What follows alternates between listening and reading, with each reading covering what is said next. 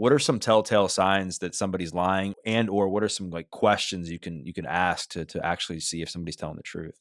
Yeah, well, that's a great question because the telltale signs are the same of as lying as being backed into a corner. It's what you can refer to as an affect shift, change in tone of voice, change in body language, hesitation. What I would teach you is to use a label. Like if I ask you a direct question where I'm hoping for a yes, which by the way, I would train you to get out of the yes business. But let's say that you went for confirmation yes, the other side went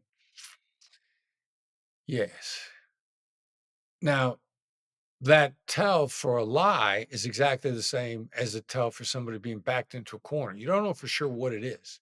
That's why we don't teach body language because body language is what do those signs mean? You just saw a tell, but a tell of what? You don't know. So you got to find out. How do you find out? You throw a label on it and you say, seems like something just crossed your mind. Now, I'm not labeling what you said, I'm labeling how you said it.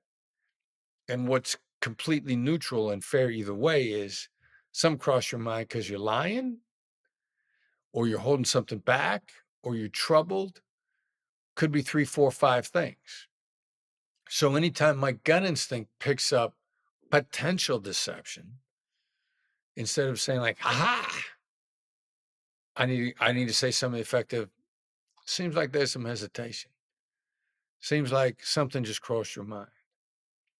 Seems like there's something else to this. A lot of the deception, which is like stunningly commonplace in the business world, is not really predatory. It's really defensive. 9 out of 10 times it's defensive. You don't know how to tell me the truth. You're trying to figure out how to tell me the truth.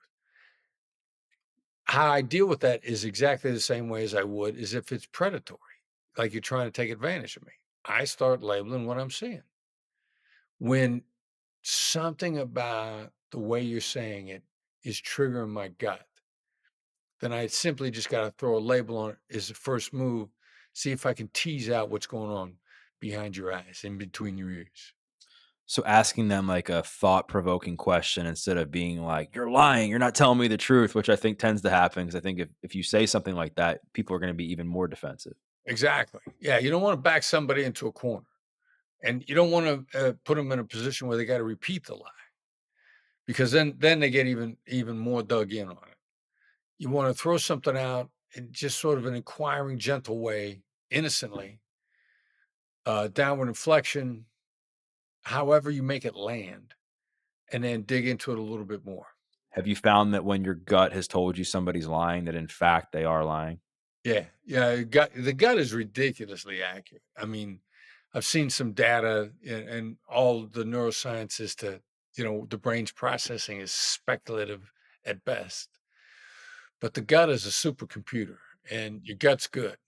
Again, like I said before, separating your gut from your amygdala is the challenge, your fear centers. Your gut's really good. You said a few minutes ago that we should get out of the yes business. Why do you believe that when it comes to negotiation and conflict? Because so many people have been led down the path and manipulated with the word yes. Would you like to make more money? Would you like to get discounts on everything you buy? Would you like to get your medications at 10% off? Would you like to stay in five-star hotels and travel the world for free? Some that's a classic pitch for, taking training to be a keynote speaker. Would you like to travel the world for free and stay in five-star hotels?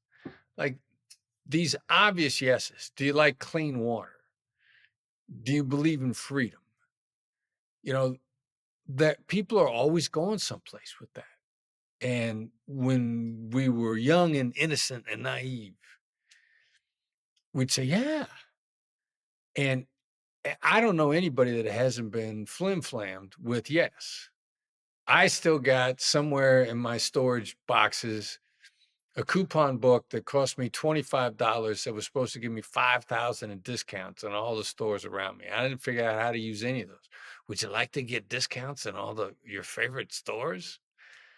Yeah.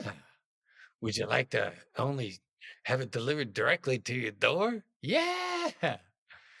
So we've all been hustled by that. And everybody's been is yes battered. And so as soon as somebody starts trying to get us to say yes, like, oh, whoa, what am I letting myself in for? Where's this going? So if you get out of yes as an answer to begin with, you've just completely dodged that entire bullet. You are not causing uneasiness in somebody because they did get hustled by somebody using yes on them. Now, that doesn't mean you're trying to hustle, but they're like battered children. What happens when you go to hug a battered child? They see another grown up raising their arms, they're going to flinch. Doesn't matter you want to give them a hug, they've already been battered. And that's the problem with yes, everybody's already been battered by it. So what's a better alternative for somebody to look for? Because I feel like in any type of argument or conflict, all that that person who's on the one side of it is looking for is for that person to kind of give them what they want.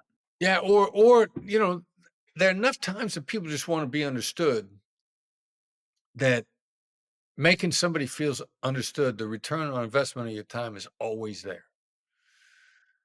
Like if all they want is to be understood, all they want is their perspective to be heard, and then they're going to make the deal. Like everybody can think of the boss that never did what they wanted them to do, but always heard them out. Like you love working for that guy or gal that always hears you out. You march into the boss's office in a direction we're going makes no sense to you. They can either issue the order to get back to work and do what you were told, or they can hear you out and then tell you to get back to work and do what you're told. And the second guy, you'd be like, at least they heard me out. So there's enough of the times that the deal's going to come to you if you hear the other side out that it's worth the return on the investment of your time. I think probably easily a third of all deals will make themselves for you if you just hear the other side out. That's a pretty good chunk.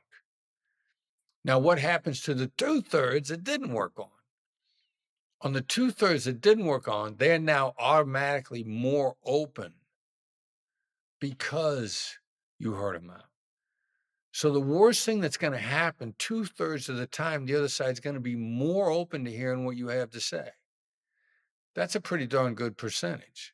And so is the path to hearing them out and then feeling having them feel understood go back to what we talked about earlier and asking them like an open-ended like question about their perspective and then like validating that from your side to make them feel comfortable? Yeah, and both aspects of that sequence are critical.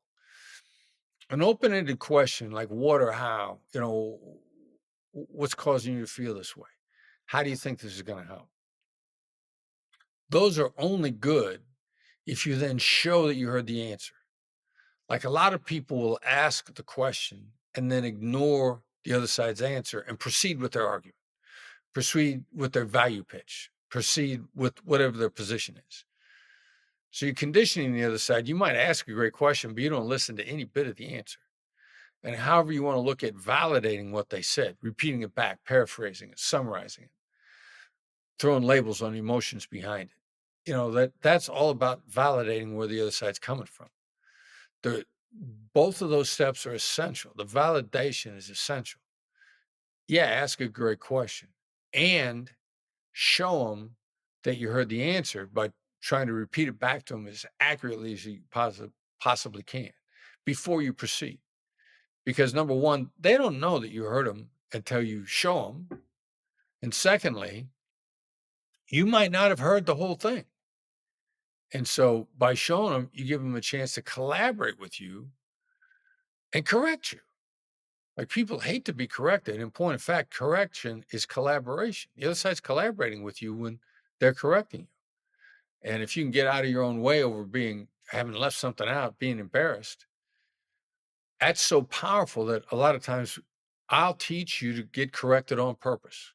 And how does this all transfer into like personal relationships? Because I know that like if you don't manage conflict in like a romantic setting, I mean, chances of your relationship lasting or having a good relationship are like slim to none. Um, Do these same tips that we're talking about apply to situations like that, or have you learned that different approaches work? Yeah, 1,000%. The same tips absolutely apply.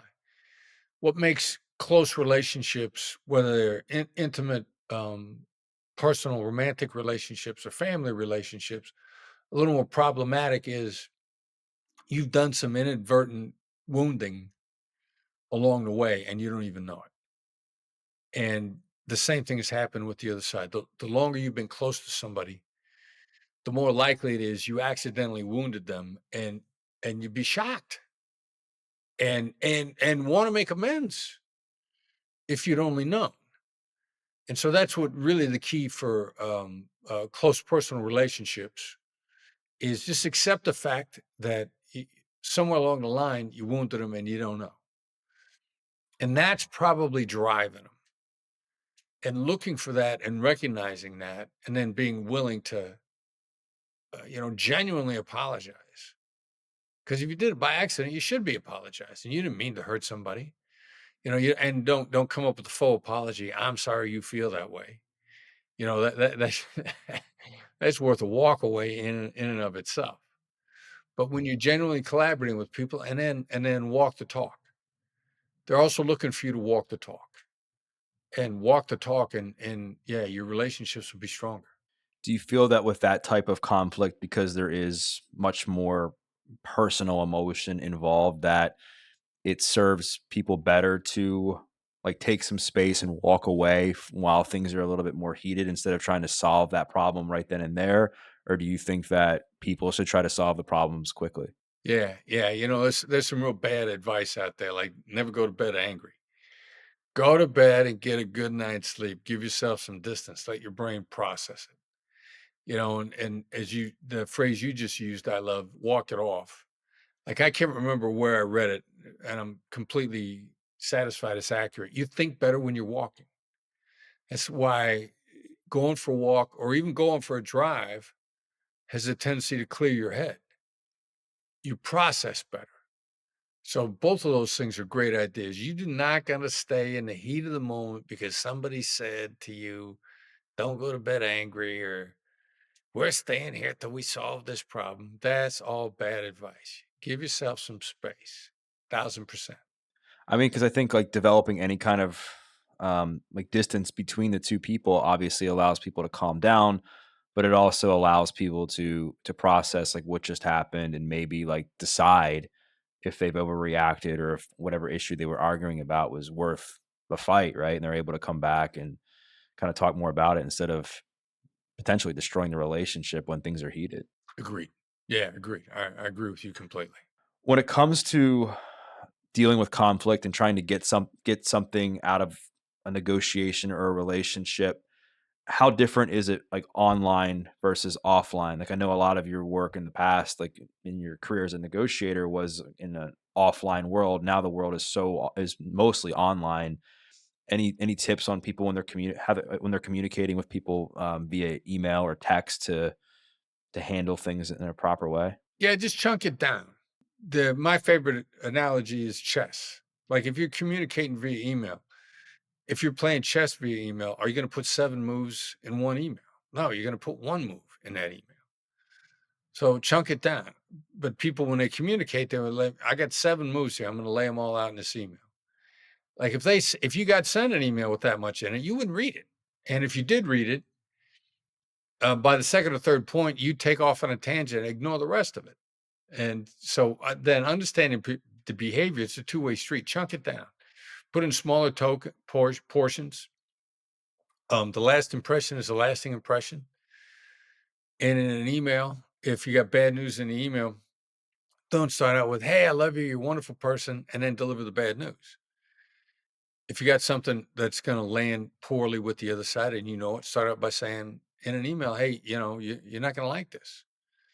And then take the greeting, which you wanted to start with, which was genuine, put it at the end. And the last impression is a lasting impression. So that's the main thing for emails. Make them shorter. Don't catch people off guard in positively.